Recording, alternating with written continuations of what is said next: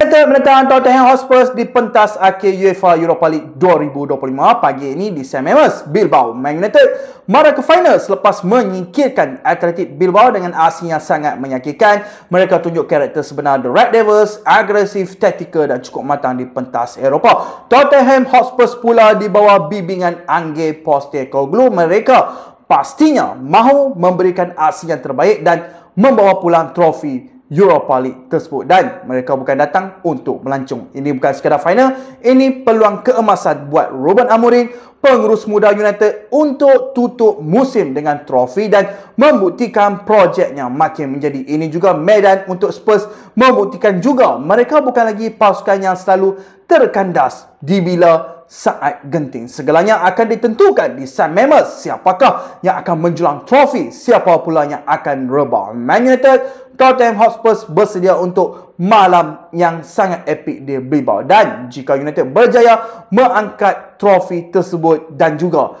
jika Ruben Amorim tutup musim dengan kejuaraan Eropah, maka ini bukan sekadar kemenangan, ini isyarat bahawa The Red Devils masih bernyawa di Eropah. Dan untuk seluruh penyokong-penyokong setia dari Old Trafford ke Malaysia, semoga San Mamés menjadi saksi sejarah Man United menjulang kejuaraan Eropah. Ditulis semula, Glory Glory Man United.